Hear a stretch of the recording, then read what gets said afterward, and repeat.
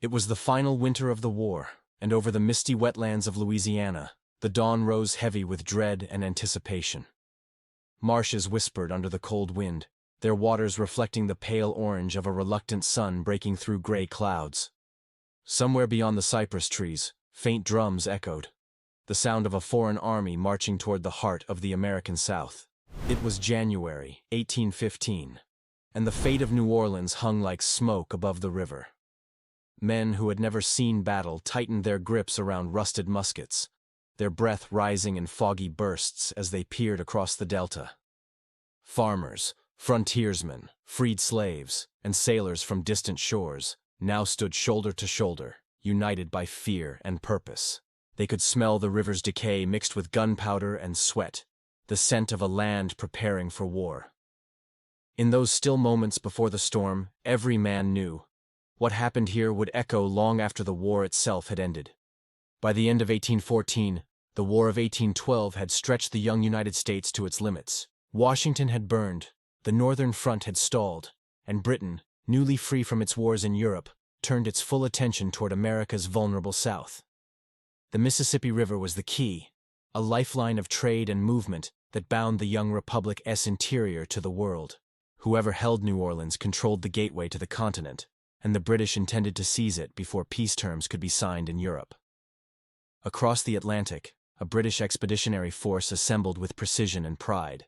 Veterans of Waterloo, men hardened by decades of continental warfare. They sailed from Jamaica toward the Gulf of Mexico, confident that one last decisive blow could reshape the post-war map in their favor. New Orleans, they believed, was poorly defended, isolated, and ripe for the taking. But waiting for them was Major General Andrew Jackson. Scarred from duels and frontier battles, Jackson was a soldier of raw instinct and relentless will, known by friend and foe alike as Old Hickory. He had transformed a scattered collection of militia, regulars, and volunteers into something resembling an army. Untrained, perhaps, but unbreakable in spirit. The Louisiana Delta was no place for a neat war. It was a tangle of mudflats, bayous, and dense swamp, where even the sound of a musket faded into the mist. Mosquitoes swarmed over every encampment, and the humid air carried the stench of stagnant water and decaying vegetation. Men sank ankle-deep in the mire with every step, their boots caked in black mud, their uniforms soaked through by endless rain. The few roads that existed twisted along the levees, narrow paths bordered by swampland that could swallow entire wagons whole. Yet within this labyrinth, Jackson saw a natural fortress. He ordered fortifications along a dry stretch near the Rodriguez Canal, a shallow ditch running parallel to the Mississippi River. Behind it, he built a rough line of earthworks, not elegant by European standards, but strong enough to stop an army if held with courage and discipline. Men dug day and night, hauling mud, logs, and sugarcane to shape a wall that would soon become the symbol of defiance itself. Among the soldiers, talk of the British arrival spread like wildfire. Some were seasoned volunteers from Tennessee and Kentucky, their rifles worn smooth by years of frontier life. Others were city laborers, hastily recruited and still learning to load their muskets without panic. French-speaking Creoles, Choctaw warriors, and even pirates from Jean Lafitte's Barataria joined the ranks, men from different worlds, now bound by the same uncertain fate. They shared what little they had: firelight, tobacco, and rumors of the enemy. One man would speak of the British marching in red coats so bright they glowed against the fog. Another would mutter that the enemy carried bayonets long enough to pierce 2 men at once. But amid the fear, there was a stubborn pride. The belief that New Orleans was not just a city, but a statement of freedom itself. At night, the camps glowed faintly with lanterns, their light shimmering on the wet ground. Rain drummed on tents, and the sound of distant frogs mixed with the murmur of prayers and whispered letters home. In that darkness, men wondered if they would live to see another sunrise, if their names would be remembered or lost in the swamps. Far to the southeast, British ships anchored off the coast, their decks alive with movement. Thousands of troops disembarked near Lake Bourne under the command of Major General Edward Pakenham, a man of reputation and courage. He was Wellington's brother-in-law, a soldier molded by the Napoleonic Wars, confident that discipline and numbers would crush this ragged American defense. The British had more than 8,000 men, regular infantry, artillery, and seasoned sailors, supported by powerful naval guns. Their advance through the marshes, however, would test even their hardened resolve. The ground was treacherous, every step a struggle against water and mud. Supplies lagged behind, and the humid air choked the breath from men used to cooler climates. As they marched inland toward the river, they could see the faint flicker of American campfires ahead, distant lights glimmering across the swamp like a challenge. Inside New Orleans, fear turned to tension. Civilians gathered at churches, praying for deliverance as bells echoed across the city's narrow streets. Merchants sealed their shops, slaves were ordered to dig trenches, and women sewed banners for regiments that might never return. Jackson rode through the streets like a storm himself, his eyes sunken but burning with resolve. He issued orders with relentless urgency, rallying his men with the same fierce conviction that had defined his frontier life. In a letter to his wife, one soldier wrote that Jackson's very presence steadied their hearts, that the general looked as if no power on earth could shake him, because even as the Americans fortified their lines, the British were preparing their assault with the precision of a professional army. The stage was set, a clash between empire and republic, between veterans of Europe's grandest wars and the raw defiance of a young nation. And as the last light of December faded over the Mississippi, a strange calm settled over both camps. The stillness before history itself would erupt in thunder. By the time the first musket fired near Villers plantation, the air of waiting had turned to chaos. The invasion had begun, and the men of Jackson's army would soon meet their enemy face to face. The chill of early January clung to the air, the familiar Louisiana mist shrouding the wetlands. Through that fog, movement stirred. Dark lines of soldiers, boots sinking into the soaked earth, weapons glinting faintly under the dawn's weak light. It was the British vanguard, advancing silently toward the American defenses near Villers plantation, their red coats damp and heavy from the river's breath. They had come by night, guided through the maze of bayous by captured locals, navigating the twisting waterways in flatboats under an uneasy moon. Oars dipped quietly into black water, each stroke echoing like a heartbeat across the marsh. The stillness of the swamp was deceptive. It felt as though even the cypress trees were holding their breath.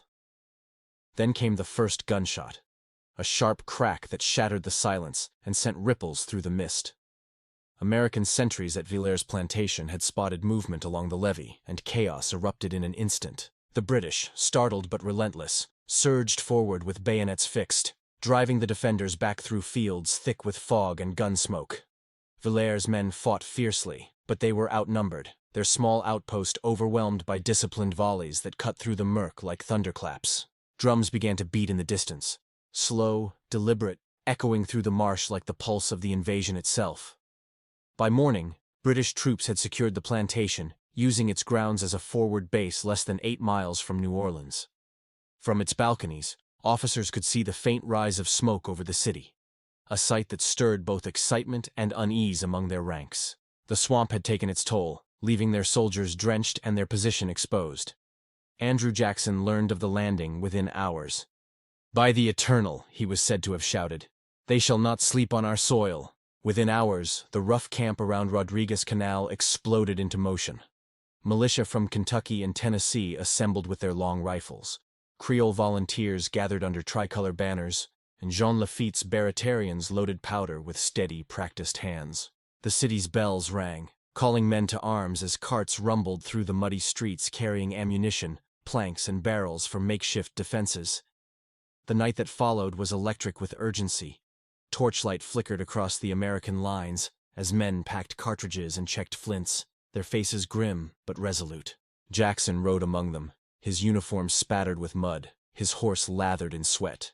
Every order he gave was sharp and deliberate, his voice cutting through the darkness like a drumbeat of defiance. By midnight, his small army, barely over 2,000 strong, began to move. They advanced quietly through the wet fields toward the British camp, the ground sucking at their boots, the fog thick enough to swallow entire companies from sight. When they drew close, the stillness broke. Cannon fire erupted, lighting the night with flashes of orange flame that glared off the mist and water. For nearly an hour, the swamp became a battlefield. Smoke drifted low, muskets cracked in scattered volleys, and the booming of American artillery rolled through the fog like thunder over the river. The surprise attack threw the British into confusion. Officers shouted for order, horses screamed, and men stumbled through mud they could barely see beyond. The clash near Villers' plantation was brief but brutal, a chaotic baptism of fire that marked the true beginning of the Battle of New Orleans. By dawn, the Americans withdrew in good order, their objective complete. They had bought time. The British, shaken by the unexpected ferocity of the assault, hesitated to pursue. Their wounded lay scattered across the fields, the cries of pain mixing with the morning calls of distant birds. Mist still clung to the water, now carrying the faint scent of gunpowder and blood. From his headquarters, Jackson knew he had achieved what he needed, a delay and a chance to strengthen his line. He ordered his men back to the earthworks near the Rodriguez Canal and demanded every able hand continue the fortifications.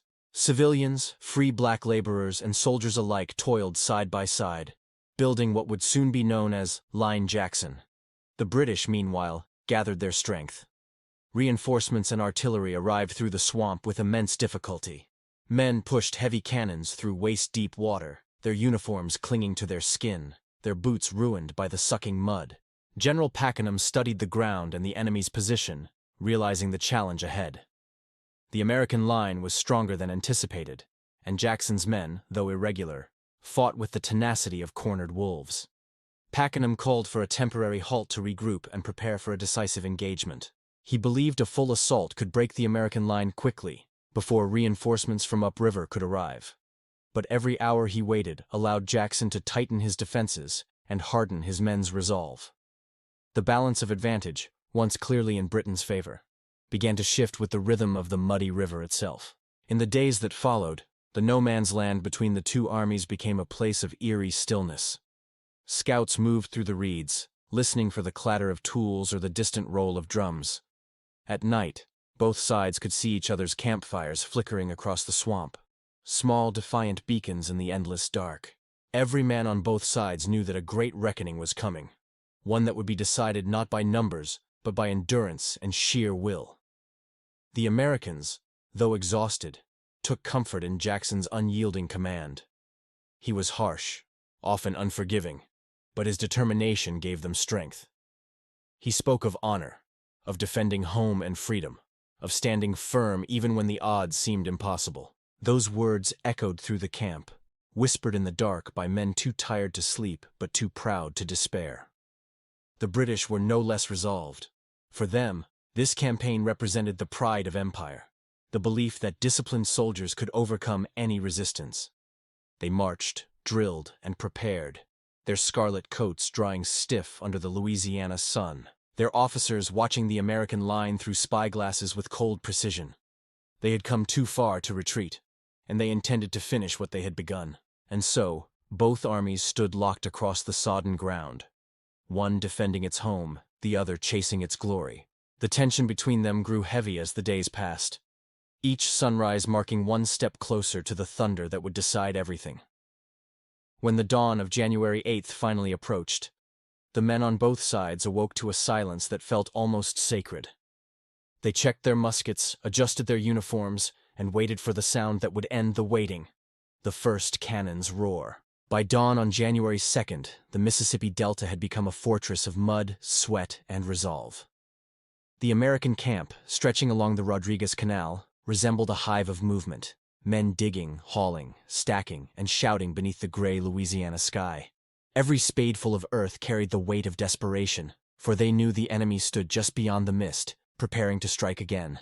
The ground was soft and treacherous, swallowing boots and wheels alike. Still, the men worked on, using whatever they could find: sugar barrels, cotton bales, wooden planks, transforming the swampy fields into walls of resistance. Jackson rode along the line, his sharp eyes scanning every angle of defense, demanding perfection. His words were not kind, but they were fire. "Stand fast," he told them. "Make every shot count and hold till the last man." Around him, men nodded grimly, their faces streaked with dirt, their hands blistered and raw. They were farmers, sailors, trappers, and townsmen, ordinary Americans hardened by purpose, united by defiance. Alongside them stood a mosaic of allies whose loyalty would shape history. Free men of color fought shoulder to shoulder with Creole militia, their blue coats glistening with morning dew. Jean Lafitte's Baratarians, smugglers turned patriots, Manned artillery pieces salvaged from their coastal strongholds, their eyes sharp with experience born of rough seas and harder lives. They had once defied the law, now they defended a nation still learning to define itself. Behind the lines, women and enslaved laborers worked tirelessly, hauling ammunition and filling sandbags. Children carried water to the trenches, their bare feet sinking into the wet ground. It was a city united not by uniform, but by urgency, every heartbeat synchronized to Jackson's command. Among the diverse American forces was Jordan B. Noble, a 14-year-old African-American drummer whose steady beat relayed crucial orders and helped guide troops through the chaos of battle. His unwavering rhythm became a symbol of the American defense, earning him the nickname the Drummer Boy of Chalmette. The defenses took shape. A long, rough rampart of earth and timber running nearly a mile from the riverbank across the plain. Behind it stood rows of artillery, field guns, howitzers, and heavy naval cannon brought from the city. Their barrels glinted darkly in the morning haze, symbols of defiance aimed toward the south where the British gathered strength. The British camp, meanwhile, was a portrait of contrast. Discipline reigned there. Red-coated lines drilling under the stern eyes of officers, drums marking every movement with iron rhythm. But the men were weary, their bodies aching from cold nights and constant damp. The swamps had claimed their boots, their rations spoiled, and their tempers grew short. Still, duty held them firm. General Edward Pakenham, recently arrived, surveyed the field from a slight rise, his telescope fixed on the distant American line. He was young, brave, and ambitious, a veteran of the Napoleonic Wars and brother-in-law to the Duke of Wellington's wife. He believed that the British Army, disciplined and superior, could crush the American position in one decisive blow. But what he saw before him, those stubborn earthworks bristling with guns, stirred an uneasy doubt even he could not ignore. Reports told him that Jackson's men were a rabble, volunteers and militiamen unfit to face professional soldiers. Yet the skirmishes near the canal had proved otherwise. These Americans did not run. They fought from the shadows, used the land, and struck with deadly precision. Each encounter bled the British of confidence as surely as it cost them men. On the American side, morale was fierce but fraying. Rain had turned the camp into a mire, and rations were scarce. Disease crept among the tents, carried by mosquitoes and foul water. Still, Jackson refused to rest. He moved constantly along the line, his presence a force of nature that seemed to drive exhaustion back into the mud. His soldiers spoke of him in low, admiring tones, a man who slept little, demanded everything, and seemed to fear nothing. When supplies ran short, he shared their food. When tempers flared, his voice cut through chaos like steel. Under his watch, Line Jackson became more than a wall. It became a symbol, a promise that New Orleans would not fall without the fight of a generation. The days that followed were a test of nerves. Both sides exchanged artillery fire across the open fields. Cannonballs screamed overhead, splintering trees and sending clouds of mud into the air. Each barrage was answered with one just as fierce, the ground trembling under the relentless exchange. At night, the camps glowed with the light of smoldering fires. Men cleaned muskets, whispered prayers, and stared into the distance where the enemy's fires burned like distant constellations. For many, this would be their first battle, and perhaps their last. Fear moved quietly among them, but so did resolve. In the British camp, Pakenham held council with his officers inside a canvas tent dimly lit by oil lamps. Maps of the delta lay spread across the table, their edges curling from the damp air. He traced a gloved finger along the canal, explaining the assault plan. 2 columns advancing across the plain under the cover of artillery. A diversion on the river flank would draw American fire, while the main force stormed the center and seized the guns. It was bold, simple, and deadly. But among his staff, doubts whispered. Colonel Mullins, responsible for bringing the scaling ladders, warned that the terrain was unforgiving, the canal deep and muddy. Pakenham dismissed the concern. Discipline and determination, he insisted, would prevail. To the men who had fought under Wellington, that sounded like prophecy. They would march into the teeth of death if ordered to do so. Across the field, Jackson sensed the coming storm. Scouts reported British movement at night, flashes of lanterns, the sound of carts and hooves dragging heavy guns into position. He ordered his troops to rest in shifts, but few could sleep. The faint glow of the enemy camp reflected in the bayou water like a haunting omen of the battle ahead. Then came the rain again. Steady, cold, merciless. It turned the battlefield into a quagmire, soaking powder and chilling men to the bone. Yet, in that miserable darkness, Jackson's men stood firm. They tightened their ranks, checked their muskets, and stared toward the unseen enemy across the marsh. Every man felt the weight of what was coming, though none could yet imagine the fury that would soon descend upon them. By the evening of January 7th, all was ready. The British had massed nearly 8,000 men for the assault. The Americans, barely half that number, waited behind their muddy wall, hungry, exhausted, but ready. The night passed in uneasy silence, broken only by the occasional crack of a rifle or the distant roll of thunder from the river guns. As midnight passed and the first light of dawn began to creep across the delta, a mist rose once more over the battlefield. Through it, faint shapes began to move, long lines of red and white forming against the pale horizon. The British were advancing. Jackson stood at the center of his line, his eyes fixed on the fog. He could hear the distant beat of drums, slow and rhythmic, like a heartbeat in the dark. The storm he had waited for was coming, and the men of Line Jackson would meet it with fire and steel. The night of January 7th settled over the Louisiana Delta like a heavy shroud. The air was damp, the sky veiled in thick clouds, and the scent of mud and powder hung across the marsh. Every man on both sides understood that the dawn would bring death. They could feel it in the stillness, in the rhythm of their own hearts. On the British side, the camp burned with quiet, methodical purpose. Lanterns flickered inside rows of canvas tents, where officers bent over final orders, sealing letters home and adjusting swords with trembling hands. Outside, lines of soldiers waited in silence, muskets stacked neatly beside them, faces pale beneath the ghostly glow of the torches. General Edward Pakenham stood apart beneath a canopy of low trees, his figure framed by mist and firelight. His uniform was immaculate, his posture straight, but his eyes betrayed a man burdened by command. He spoke softly to his aides, his voice measured and steady, though the stakes of the coming dawn pressed on him like iron. In his tent, Colonel Mullins reviewed the assault plan once more. Scaling ladders, fascines, and ropes were to be carried forward before the first light broke. Yet confusion persisted. Some units lacked clear instruction, others had not received proper supplies. In the chaos of the swamp, where maps meant little and ground turned to water, precision was a fragile illusion. Farther down the British line, soldiers from the 93rd Highlanders sharpened bayonets in silence. Their kilts were soaked and stained, their breath visible in the chill air.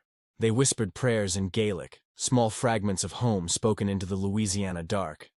The veterans among them knew the odds. They had faced French cannon in Europe, but this land was different. It swallowed men whole. On the American side, the silence was equally oppressive. Behind the muddy rampart, the men of Jackson's army waited, crouched behind their earthworks with muskets in hand and hearts pounding in their chests. The flicker of torches illuminated faces hollowed by exhaustion, streaked with mud and soot. They were ready, but readiness did little to quiet fear. Andrew Jackson himself rode the line one last time. His horse splashed through the mud as he stopped at every position, offering brief, clipped words to his officers. He had slept little, perhaps not at all, but fatigue only seemed to sharpen his resolve. He carried with him the quiet authority of a man who understood both the price and the necessity of sacrifice. At the artillery emplacements, the Baratarians, Lafitte's privateers, checked their cannon with the precision of seasoned gunners. They swabbed barrels, adjusted aim, and stacked round shot in neat, glistening pyramids. These men had lived by their own laws once, but now they served under Jackson's banner, defending a cause larger than any smuggler's gold. Beside them stood regulars of the U.S. Army, grim, disciplined, their coats dark with moisture, their eyes fixed on the horizon. Militiamen from Tennessee and Kentucky crouched nearby, murmuring quiet oaths, tightening straps, and wiping their rifle barrels dry with torn cloth. Among them, a preacher whispered scripture, his voice trembling but firm. "Though I walk through the valley of the shadow of death." Many listened. Few spoke. The night deepened. A faint drizzle began to fall, soft at first, then steady. turning the ground into a slick morass. The sound of rain on canvas blended with the far-off rumble of thunder, creating a rhythm that seemed to count down the hours until dawn. At midnight, Jackson gathered his senior officers near the center of the line. Maps were spread upon a crude table, pinned by daggers to keep them from the wind. He reviewed the positions, the ranges, and the signal orders, his voice low but unwavering. When he finished, there was silence. The men looked to him, searching for reassurance, but Jackson gave none. Only truth. "Gentlemen," he said, "the enemy will attack at dawn, and we shall meet them here." When he left, the officers dispersed quietly to their posts. The weight of his words hung heavy in the air. Each man returned to his command, knowing that the next few hours would decide the fate of New Orleans, and perhaps the nation itself. In the darkness beyond the canal, the British began to move. Their boots sloshed through flooded fields, their uniforms soaked, their breath fogging the air. Officers whispered orders, the sound of metal and leather punctuating the eerie quiet. They carried ladders, planks, and tools for crossing the canal, heavy burdens that would soon become symbols of futility and death. Pakenham's plan depended on perfect timing, the right flank advancing first to seize the artillery, while the main force stormed the center. But in the thick fog and uneven terrain, communication faltered. Signals were missed. Units drifted from their assigned routes. And as they moved closer to the American line, the once precise columns began to blur into confusion. Meanwhile, across the rampart, American pickets heard faint noises in the dark. The soft rhythm of boots, the clink of metal, the whisper of foreign voices. One sentry raised his rifle, squinting into the mist. Another leaned close, whispering, "They're coming." Moments later, the alarm rang out across the line. Drums rolled, orders echoed through the camp. Men scrambled into position, muskets loaded, powder horns ready, cannon crews standing to their guns. Jackson was already mounted, his silhouette cutting through the fog like a figure carved from defiance itself. He raised his hand, his voice clear and commanding. "Hold fire until you see them." Across the rampart, faint noises drifted through the dark. The soft rhythm of boots, the clink of metal, the whisper of foreign voices carried by the fog. Men strained to listen, hearts pounding beneath damp coats. The air itself seemed to hold its breath. Somewhere down the line, a sentry lifted his musket, eyes narrowing into the mist. Beside him, another whispered, almost reverently, "They're coming." Jackson rode forward through the haze, his figure half seen, half imagined. He raised his hand and said quietly, the words steady as stone, "Hold fire until you see them." The fog hung low over the canal, a pale curtain that turned lanterns into distant stars. Across the field, the British line was little more than a shifting shadow, shapes within shapes, moving, pausing, vanishing again into the mist. The air itself seemed to hold its breath. Jackson's men stood behind the rampart, silent but alert. Some wiped the condensation from their musket barrels. Others adjusted their cartridge boxes or peered into the gloom, trying to mark the faint sound of movement ahead. No one spoke louder than a whisper. The world had become a narrow strip of earth and fog, where every heartbeat felt amplified and every sound carried weight. Farther forward, on the British side, officers strained to keep their columns aligned. Orders were given in hushed tones, passed from mouth to mouth, but the fog swallowed half the words. One lieutenant, holding a small compass by candlelight, realized too late that his unit had veered from its assigned route. They pressed on anyway. There was no time to correct, and the men behind were already moving. In the American line, an artillery crew crouched by their gun, the iron muzzle dark with dew. They had loaded it hours before, and now the gunner's hand rested on the lanyard like a prayer waiting to be spoken. Behind them, the earthworks were slick with mud. Every man could feel it cling to his boots, cold and heavy. Some tried to shake it off and failed. A lone horse neighed somewhere behind the line, startling a few men who turned, tense and breathless. Jackson did not move. He sat astride his horse, hat pulled low, watching the fog as if he could see through it, as if he already knew where the enemy was. His aides waited nearby, motionless, their silhouettes ghostly in the half-light. Then came a sound, faint, rhythmic, and growing. Boots. Hundreds of them, tramping through waterlogged soil. The British were advancing. Their officers gestured sharply, urging silence, but the clatter of equipment and the groan of wood betrayed them. Ladders scraped. Planks knocked against muskets. One man stumbled and cursed under his breath. The night absorbed the sound, but not the tension. At the canal's edge, British engineers hurried to position their bridging materials. The current tugged at their boots, dragging the planks askew. One sergeant leaned forward to steady a beam, his sleeve catching on a nail and tearing open. He didn't notice the blood mixing with the mud. His focus was fixed on the opposite bank, where faint orange sparks flickered in the mist. A matchlock being tested, a fuse being checked. The enemy was ready. Back on the American side, the smell of powder hung faintly in the damp air. The gunners whispered to one another, aligning their pieces by guesswork more than sight. A private crossed himself, muttering a prayer for the dawn to come quickly, or not at all. Somewhere down the line, a fiddler who had played through half the night finally fell silent. The last note lingered, faint and unfinished, before fading into the fog. The wind shifted slightly, carrying with it the scent of the river, cold, metallic, and restless. A low murmur passed among the British ranks as officers raised their swords in quiet readiness. A hand signal passed. A lantern was briefly uncovered and then hidden again. That was the moment before the storm. Jackson's hand tightened on the reins. He could not see them, not yet, but he could feel the ground tremble with their approach. His voice was steady, calm, almost gentle. "Wait for it." The soldiers waited, eyes straining against the fog. The darkness in front of them shifted once more. Not wind, not mist, but men. And still they waited. Every second stretched thin, drawn out like a breath held too long. The horizon began to pale, just slightly. The first whisper of dawn brushing the edge of the world. Somewhere, a musket misfired in the fog. A spark, a flash, a single sound that tore the silence apart. And then, before anyone could breathe, all was still again. The dawn had come, and with it, the thin line between life and legend. The world seemed suspended between night and morning, the air thick with a silence that carried its own weight. Somewhere beyond the mist, the river whispered faintly against its muddy banks, and the distant marshes exhaled a breath of cold, damp air. The fog lay heavy over the Chalmette plain, softening every shape into a ghost, every sound into a whisper. It was as if the earth itself was holding its breath, waiting for the first shot to tear the stillness apart. Behind the ramparts, American soldiers stood motionless along the earthen wall. Their hands rested on cold muskets, fingers tight around the wood as if feeling the pulse of the weapon. Lanterns had been extinguished. The only light came from the faint orange glow of torches far behind the line.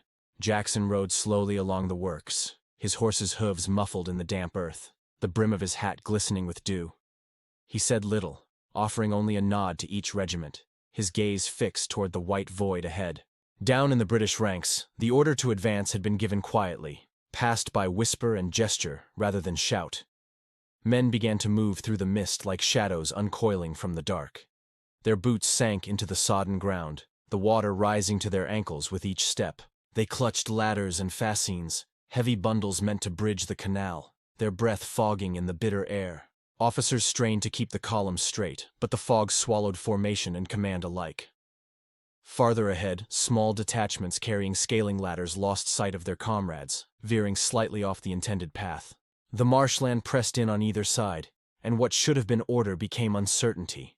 Still they moved forward, driven by the quiet dread of hesitation, the knowledge that the entire plan balanced on their momentum. No drums rolled, no bugles called, only the dull rhythm of thousands of feet trudging through mud and water. Across the American line, the men could hear it now, that strange, distant murmur like a heartbeat growing closer. Some shifted nervously, craning their necks to pierce the fog.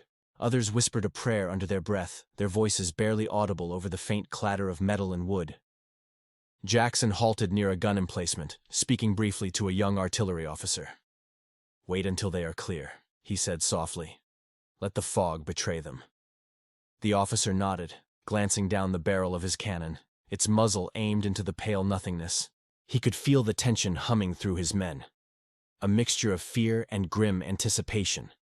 Every minute stretched longer than the last, time thickening like the mist that clung to their faces.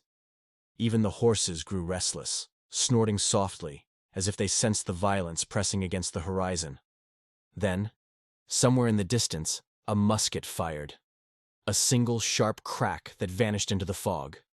For a heartbeat, no one moved, and then came another. The sound rolled across the field like a warning, and the British line instinctively crouched lower. "Steady!" an officer hissed, raising his sword in a gesture his men could barely see. At the rampart, Jackson turned his head slightly, listening. The first shot had broken the silence of the waiting world, and he knew the next would bring the storm. He lifted his hand slowly, the signal passing down the line like a shiver. "Ready?" came the whispered echoes among the men. Flints were checked, powder horns uncapped, fuses trimmed to their final length. From the British front, shapes began to emerge. Ghostly figures with muskets gleaming faintly in the half-light. The fog thinned just enough to reveal the faint outline of ladders rising from their shoulders. One by one, the American sentries sighted movement, their hearts pounding in rhythm with the earth beneath them. A sergeant leaned over the parapet, his eyes narrowing against the shifting veil. "They're close," he whispered. "Closer than we thought." Jackson's voice rose above the low murmur, steady and unhurried. "Hold fire until you see them." The men froze once more, their barrels fixed upon the invisible front. Seconds passed, then minutes, a silence so deep it seemed to erase the boundary between life and death. And then, as the first pale hint of dawn crept through the fog, the British line came fully into view. They were less than 100 yards away, their red coats bleeding through the mist like wounds in the air. Drums began to beat somewhere behind them, a rhythm of command that shattered the eerie calm. Officers waved their swords, their shouts lost to the roar of awakening sound. And in that moment, that single heartbeat between approach and impact, the world trembled on the edge of violence. The Americans waited still, their fingers poised, their breaths held. The fog glowed faintly with the color of new fire rising from the east. Every man on that line knew what was about to come, the collision of nations, the test of endurance, the sound of everything breaking loose. And as the first cannon roared, the dawn of the Battle of New Orleans finally began. The first cannon blast tore through the fog like the voice of the earth itself awakening in fury. Its thunder rolled across the field, echoing from river to swamp, followed by a sudden, blinding burst of orange fire. A British column vanished inside that eruption, smoke and flame devouring men, mud, and wood in one merciless instant. The ground shook under the recoil, and before the echoes had died, a second cannon spoke, then a third, then a dozen more. The rampart was alive now, a wall of fire and iron. Each discharge sent a spray of sparks into the gray air, lighting faces streaked with powder and sweat. The Americans worked like clockwork, their movements practiced and unflinching, the rhythm of firing and reloading flowing like a single heartbeat. Jackson stood behind the center, watching through the smoke, his expression carved in stone. He said nothing. He did not need to. His guns spoke for him. Across the field, the British advance faltered beneath the sudden violence. Men stumbled, fell, and rose again, their uniforms torn and blackened, their ladders dropped into the sucking mud. Officers shouted to reform the line, their voices drowned beneath the continuous thunder of cannon. A few tried to wave their swords to signal forward, but the fog and smoke made gestures meaningless. What had begun as precision now unraveled into chaos. Still, they pressed on. The Highlanders on the right flank advanced through fire and confusion, their tartans darkened by smoke, their ranks thinning with every step. The front files fell, the rear stepped forward, the drums behind them pounding in stubborn defiance of death. Each beat seemed to say, "Advance, advance," and so they did. Men walking into a storm they could not see but could already feel consuming them. On the American side, the artillery shifted focus with ruthless precision. Jackson's orders moved swiftly along the line. Left battery, enfilade fire. Center, maintain cadence. Right flank, watch for movement by the river. The gunners obeyed with calm efficiency, swabbing barrels, sighting targets, and pulling the lanyards with practiced ease. Each shot was a statement, each explosion a boundary drawn in fire. Behind them, the militia reloaded muskets in silence, waiting for the order that would bring them into the fight. Then came the musketry, a rolling crash that filled the morning air like the tearing of the sky. Hundreds of rifles fired in unison, flashes of light stuttering through the haze. The sound became a continuous roar, echoing across the plain as smoke thickened to a blinding pall. Through it all, the British still advanced, their forms ghostly and fragmented within the fog. One officer, his coat shredded by shot, kept shouting orders until a cannonball erased him from existence. On the far left, a group of British engineers tried to bridge the canal with planks and fascines, their hands slipping in blood and mud. They worked desperately under fire, the air around them hissing with shot and splinters. Each time they laid a plank, another volley tore it apart. Men fell into the water, vanishing beneath the churn of mud and debris. Still, more came, climbing over the bodies of the fallen to try again. The Americans on the parapet watched with grim focus. They had no hatred left, only duty and survival. One young militiaman whispered, "God forgive them," before firing into the smoke. His musket kicked against his shoulder, the recoil sending a puff of white into the gray air. Around him, the line worked like a machine built for destruction, every man bound to the next by rhythm and resolve. At the center, a cannon misfired, a blast of smoke and sparks without discharge. The crew scrambled to clear it, fear sharp in their eyes. Jackson himself rode toward them, his voice cutting through the chaos like a blade. "Steady! Clear it, and fire again!" The men obeyed, hands blistered and blackened, until the next shot roared out, hurling death once more into the fog. Across the field, the British front began to crumble. Their columns, broken and bloodied, collided with each other in confusion. Signals were lost, orders misheard, units firing into smoke without knowing where the enemy stood. A drummer boy fell, his drum rolling from his grasp and settling half-buried in the mud. The beat that had driven them forward was silent now, replaced by screams and the relentless crash of American guns. By the riverbank, General Pakenham rode into the open, rallying the scattered men. He shouted above the din, waving his hat to signal advance. His aides tried to follow, but a burst of grape shot tore through their ranks, flinging horses and riders alike into the earth. Pakenham wheeled his horse, undeterred, determined to press the attack. He knew retreat was impossible now. Only victory or annihilation remained. From the rampart, Jackson saw the enemy still coming through the fog, their courage almost terrible to behold. He lowered his spyglass and gave a single command: "Give them everything." The order raced along the line like lightning. All batteries opened fire at once, a wall of flame stretching the length of the earthwork, thunder rolling unbroken from end to end. For the British, it was like charging into the mouth of the storm itself. The air was thick with smoke, mud, and iron. Men vanished where they stood, the ground itself seeming to explode beneath their feet. The fog, once a veil, now became a shroud, and as dawn rose higher, the field of New Orleans transformed into a landscape of fire and shadow, the two armies locked in the terrible symmetry of war. The storm did not end. It deepened. The British pressed forward because they had no other choice, their officers shouting through chaos that swallowed every word. Along the American rampart, musket fire flashed in constant rhythm, a ceaseless crackling like the snapping of 1,000 burning branches. The defenders worked with mechanical precision, one man firing while another loaded, a third passing powder and ball. Each movement was instinct, drilled into them by necessity rather than courage. The air stank of sulfur and damp soil. Every breath felt borrowed. Across the field, the British columns were dissolving. Another officer, struck through the chest, stumbled forward before collapsing face first into the mud. General Pakenham rode through the smoke, his horse spattered with mud and blood, his face set in grim resolve. He saw the confusion, the disarray, the futility, yet still believed he could turn it. "Forward!" he shouted, his voice hoarse but defiant. He turned to signal the artillery to advance, but the guns were already silenced, their crews cut down, their wheels shattered. For a moment, he sat exposed on the open field, framed in the smoke like a figure from legend. Then came the sound, a single crack, followed by another. His arm dropped, his body lurched, and the reins slipped from his hand. The horse reared, screaming, and Pakenham fell heavily into the mud. Officers rushed to him, dragging his body back toward the rear, their boots slipping as cannon fire tore the ground apart around them. The British line saw him fall, and with that sight, the last thread of order began to unravel.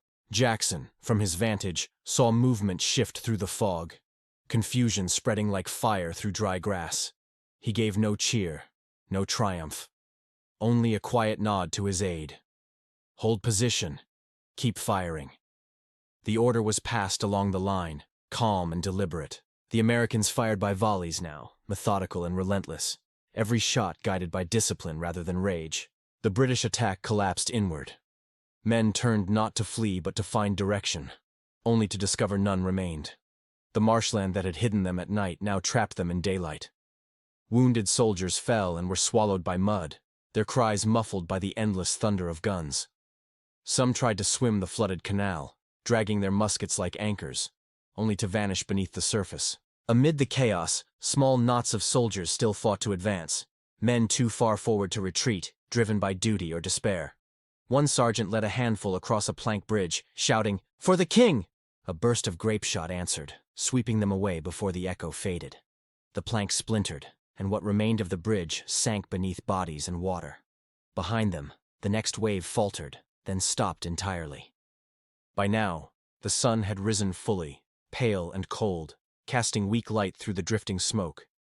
It revealed the field as it truly was, a wasteland of churned mud, shattered timber, and fallen men. The British line was gone, replaced by fragments and confusion.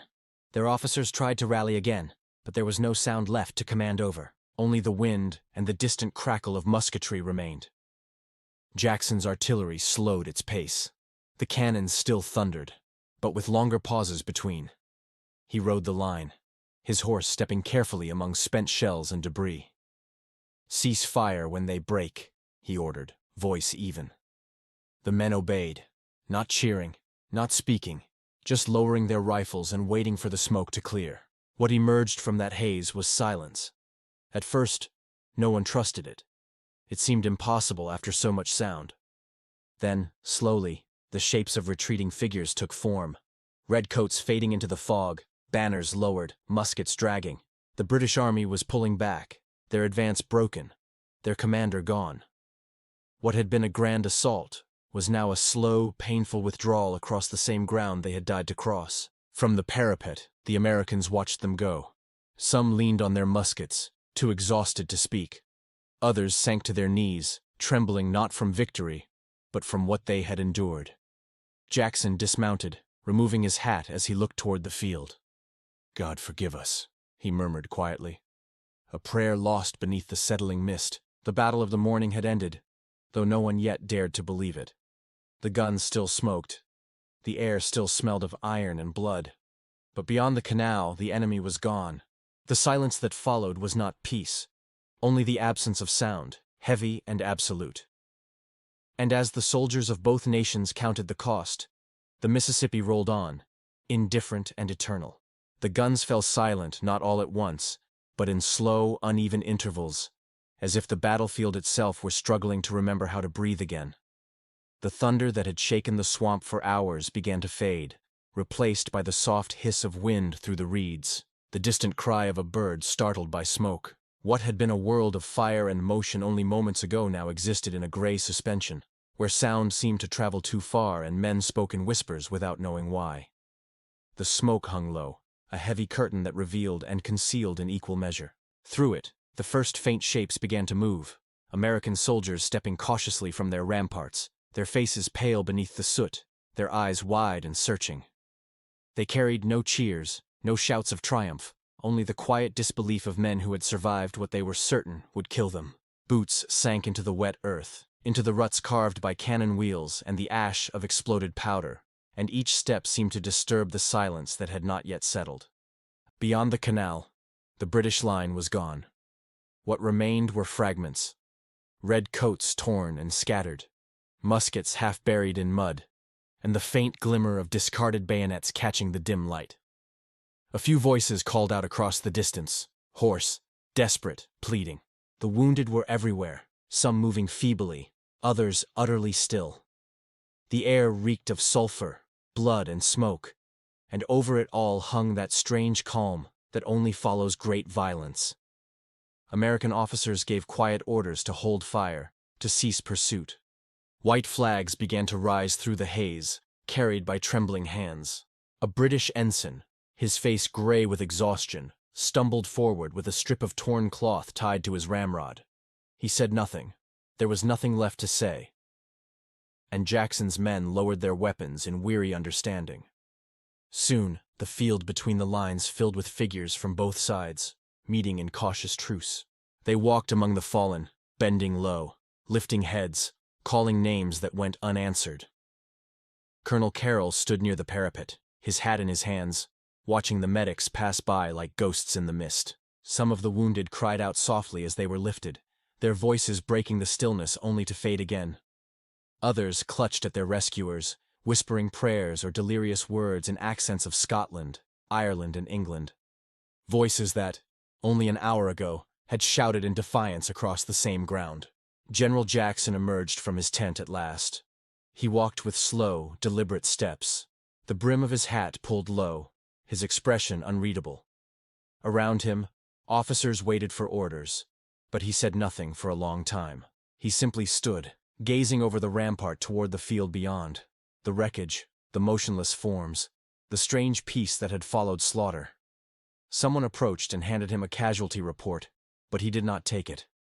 He only murmured something that no one quite heard, then turned away, his face pale in the gray light. For the men behind the American line, victory felt hollow. They had done what no one had thought possible, repelled the finest army in Europe, yet few felt the joy of triumph. They looked down at their hands, blackened from powder and trembling from exhaustion, and saw not glory, but survival. A young militiaman sat on a spent cannon wheel, writing slowly in a small leather notebook, his words uneven, the ink blotting in the damp air. He wrote to his mother, telling her that the battle was over, that he was safe. And then he stopped, because he did not know how to describe what he had seen. On the British side, among the fallen and the smoke, a drummer boy sat alone beside the body of a captain whose uniform still shone faintly with gold braid. The boy's drum was shattered, the skin torn through by a musket ball. He held it in his lap like something sacred, his small hands trembling as he whispered the officer's name. When one of the surgeons found him, he did not move.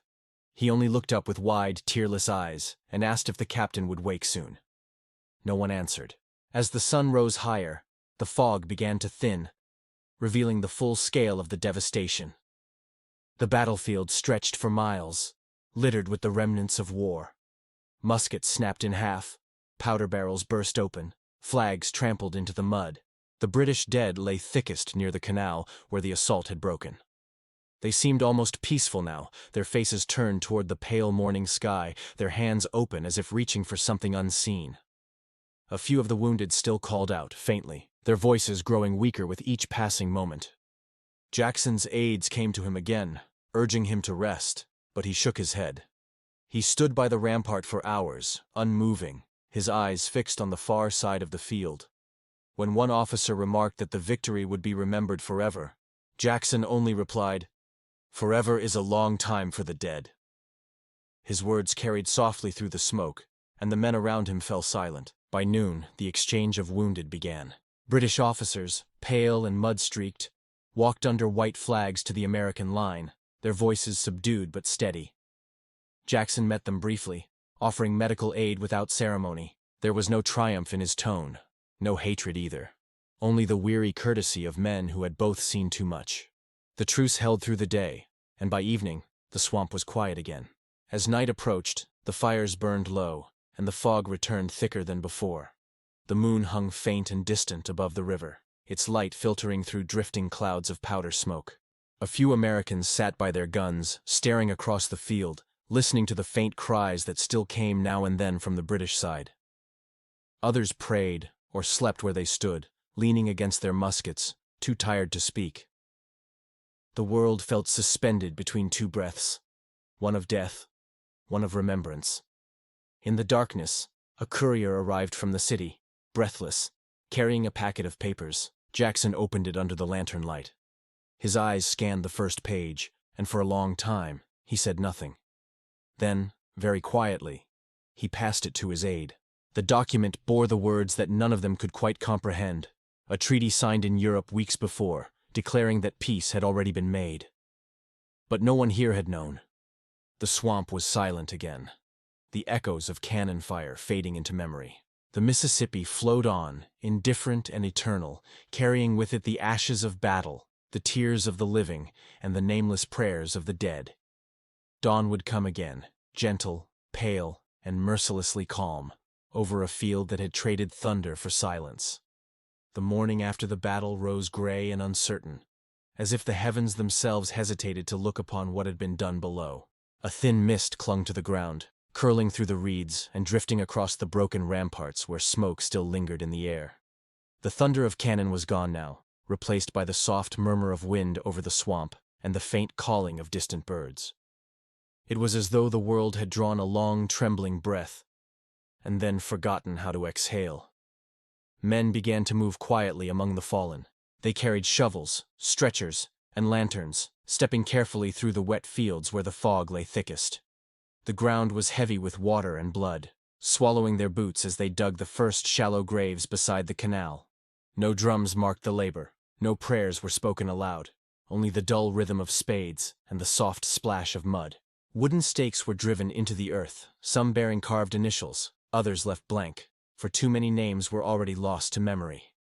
Across the field, British and American soldiers worked in uneasy silence. The battle had ended, yet its echo still pressed upon the air, making every word feel like a trespass. Officers supervised the burials with distant eyes, their faces gray with exhaustion, their voices low and hollow. They did not speak of victory or defeat, only of the dead who belonged now to neither side. By afternoon, the fog began to lift, revealing the distant spires of New Orleans against the pale horizon. Riders had carried the news through the night, and the city, half in disbelief, began to stir. Church bells rang out, their tones rolling over the river like a tide of relief and sorrow intertwined. Crowds gathered in the squares, whispering names, searching for loved ones, clinging to strangers as if shared grief could soften the truth. Candles burned in the cathedral windows, flickering against the dawn light, each flame a fragile promise that peace might finally hold. At the American lines, General Jackson walked among his men. He moved without ceremony, his boots dark with mud, his expression unreadable. Now and then, he paused beside a group of soldiers, offering a word or a nod, gestures that carried the weight of all that silence could not say. He did not speak of triumph, for the cost lay all around him, and even victory felt too fragile to name. Farther down the field, British medics tended to their wounded under white flags, the air filled with quiet weeping and the muted clatter of stretchers. By evening, their remaining ships waited beyond the bay, sails hanging limp in the wind. They departed slowly, carrying their broken regiments back to the Gulf, leaving behind the graves of those who would never return home. No cheers followed them, no jeers either. Only the low hum of the river, vast and unending, as if indifferent to the battles of men. In the days that followed, the swamp began to reclaim its stillness. Rain filled the trenches, vines crept along the embankments, and reeds swayed once more where cannon had stood. The land, patient and eternal, began to fold the memory of war back into itself, burying it beneath moss and mud. Yet something lingered, a heaviness in the air, as if the soil itself remembered the heartbeat of that day. When news of the victory reached Washington weeks later, bells rang again, this time in celebration. Andrew Jackson's name spread across the nation, spoken with reverence and pride. He was called a hero, a defender of the Republic, though few understood that the peace had already been signed before a single shot was fired here. The war had ended, yet its final battle had been fought in ignorance of its own futility, a cruel symmetry that history would never forget. Across the ocean, London received the news with quiet disbelief. There was no outrage, only resignation. The war was over, and the dead had fought in vain for a cause already buried by diplomacy. But among the soldiers who survived, there lingered no politics, no bitterness, only the shared memory of the fog, the fire, and the silence that followed. Years would pass, and the battlefield would fade beneath the swamp grass and the slow tide of the Mississippi. The crosses would rot away, the ditches would fill, and the names would vanish into the murmur of the river. Yet the land would remember, in the stillness of dawn, in the whisper of the reeds, in the quiet flow of water through the marsh. For history is not written only in words or victories, but in the silence that follows them. And so the Mississippi carried it all away, the smoke, the blood, the voices, the memory of January 8th, drifting forever toward the sea, where even war must learn to rest. And long after the guns had rusted and the names had faded from memory, the swamp remained unchanged, vast, patient, and quietly alive. The same river that had carried war now carried peace, winding endlessly through the reeds beneath skies of silver mist. If you listen there, in the stillness between the wind and the water, you might still hear it. The faint echo of drums, the whisper of courage, and the silence of men who stood, fought, and were forgotten by everything except the land itself.